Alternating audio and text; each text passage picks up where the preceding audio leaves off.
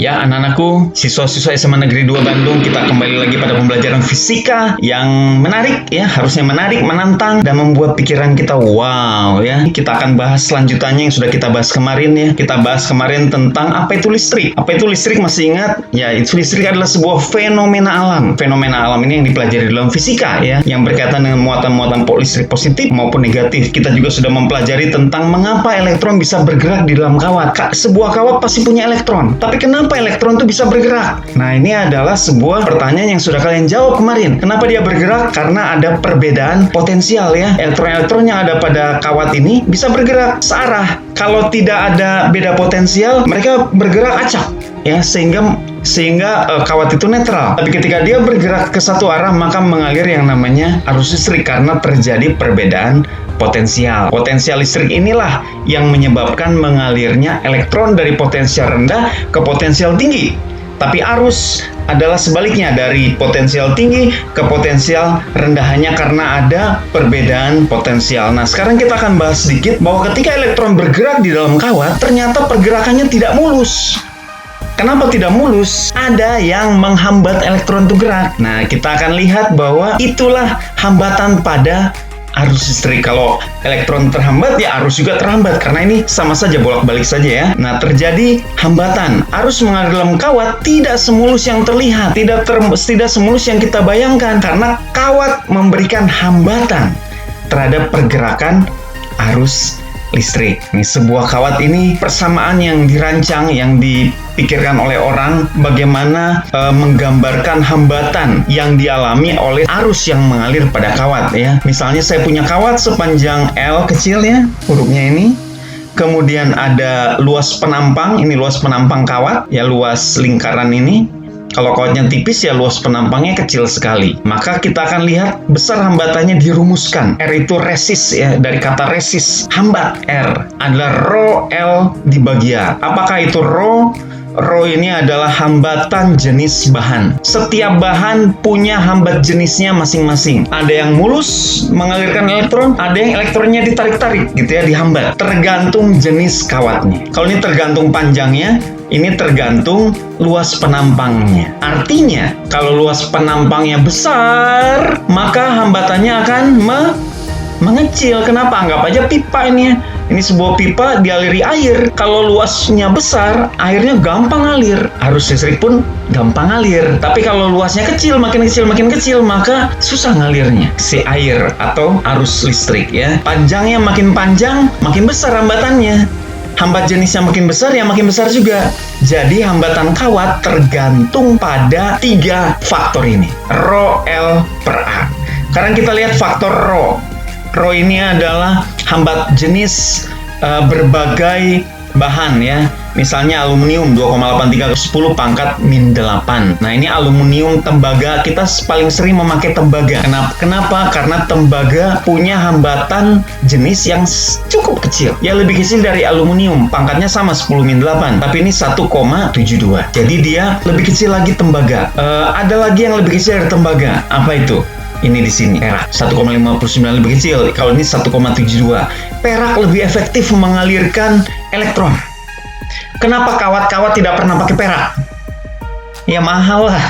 Perak tuh mahal. Kalau tembaga lebih murah dari perak. Jadi orang lebih banyak memakai tembaga. Ya, perhatikan tungsten sekian, karbon sekian, 10 min 5 membesar ya.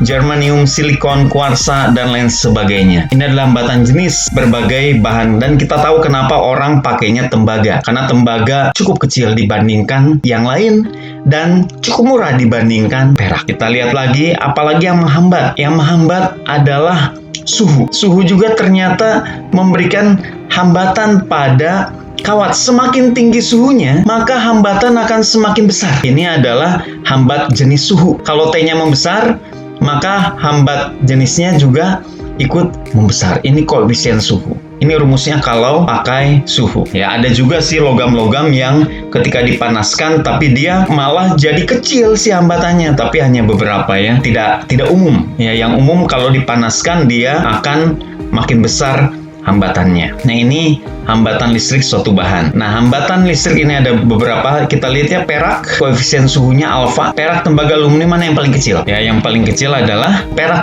Cuma perak mahal ya. Tembaga nih, orang pakai yang tembaga 39. Loh, ini yang minus apa? Ini minus berarti kalau dipanaskan, maka dia makin mudah mengalirkan arus. Itu artinya minus. Nah, ini hambatan kalau pada sebuah rangkaian listrik. Nah, ini perhatikan, ini ada lambang daripada sumber arus ya, sumber arus searah kita sudah pelajari kemarin. Yang panjang ini menyatakan bagian positif, potensial besar, yang kecil menyatakan negatif, potensial kecil. Berarti arus keluar dari potensial besar muter menuju potensial kecil. Kalau elektron kebalikannya, dari potensial kecil muter menuju potensial besar. Ini ada kawat, tapi untuk SMA, kawat pada rangkaian dianggap hambatannya 0. Kawat pada rangkaian dianggap hambatannya 0. Ini adalah hambatan, lambangnya bergerigi seperti ini, huruf R besar. Ini adalah hambatan. Ini arus mengalir. Ini adalah rangkaian listrik sederhana. Dan kita tahu ini arusnya akan ngalir terus ya. Harus ngalir terus karena dia punya sumber hambatan. Arus yang mengalir ini bisa diolah misalnya menjadi panas ya, menjadi cahaya, menjadi gerak, macam-macam. Bisa dimanfaatkan untuk kebutuhan-kebutuhan manusia. Ini adalah contoh rangkaian listrik yang sederhana. Kita lihat untuk hambatan. Ini ada hambatan, ini gambarnya diperbesar ya. Sebenarnya ini kecil sekali, tapi untuk di slide ini diperbesar. Perhatikan nih jenis-jenis resistor pada rangkaian elektronika. Lambangnya bisa kotak begini, bisa juga bergerigi, R1 atau R2. Kira-kira begini. Ada yang ini pakai warna-warna ya. Ada yang kakinya banyak, macam-macam. Ini adalah resistor tetap. Berarti ada yang berubah dong, Pak? Iya, betul ada. Namanya resistor tidak tetap atau resistor variabel.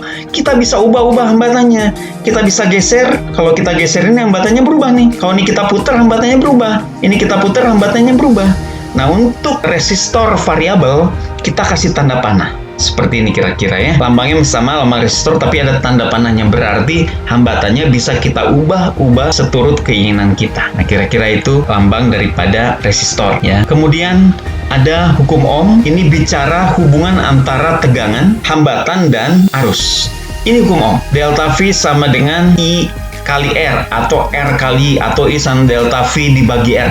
Sama saja. Kenapa ini pakai tanda segitiga? Tanda segitiga ini kita sebut delta. Ya, delta itu artinya perubahan atau perbedaan. Nah, ini ada perbedaan potensial. Ada orang cuma pakai V saja. Ya, sebenarnya secara strict, secara kaku itu salah. Tapi kita paham sajalah. Kalau ada orang cuma pakai V, kita harus ngerti, oh itu maksudnya beda potensial. Kalau cuma V, itu cuma satu potensial. Potensialnya berapa volt ya. Tapi kalau beda potensial berarti kita tahu ada potensial yang lebih tinggi, ada potensial yang lebih rendah. Dan ketika diselisihkan dapatlah hasilnya perbedaan potensial ini. Ya, nanti kita coba lihat virtual lab untuk melaksanakan ini.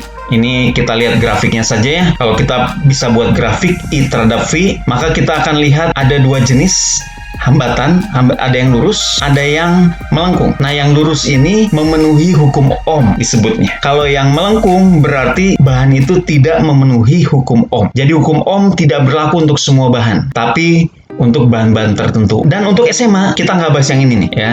Kita abaikan aja ini, kita cuma bahas yang ini. Itu hukum Ohm. Kita lihat hukum Kirchhoff. Hukum Kirchhoff itu adalah jumlah kuat arus listrik yang memasuki suatu titik percabangan sama dengan jumlah kuat arus listrik yang keluar dari titik percabangan tersebut. Artinya kalau saya punya cabang, ya ini kawat ya. Ini kawat-kawat digabung di sini ada 6 kawat. Ada arus yang masuk, ada arus yang keluar. Nah, jumlah arus yang masuk harus sama dengan jumlah arus yang keluar atau hukum kekekalan arus. Ya, kalau masuk 10 ampere, ya keluarnya juga harus 10 ampere. Ya, itu namanya hukum Kirchhoff yang pertama.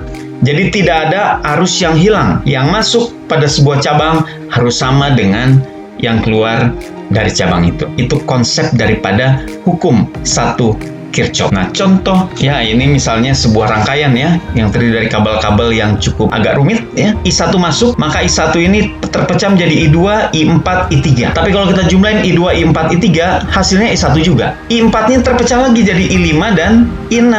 I5 dan I6 ini ketika dijumlahin hasilnya harus sama dengan I4. Nah, jadi ketika I5 dan I6 ini menyatu lagi di sini, maka kita tahu I7 ini pasti sama dengan I4. Itu pasti sama I7 dengan I4. Ini L1, I2 keluar lewat I8 tidak ada cabang nih. Berarti I2 dengan I8 sama. Karena apa? Tidak ada cabang. Ya, I3 lolos begitu aja ketika masuk ke sini. Maka I8 tambah I7 tambah I3 itu harus sama dengan I9. Meskipun di sini adalah lampu, ini lambang lampu ya, bulat dikasih silang begini nih artinya lampu. Di dalam lampu tidak ada percabangan, tidak ada arus yang hilang. Maka arusnya lewat saja ya. Jadi I9 pasti sama dengan I1. Nah, itu dia.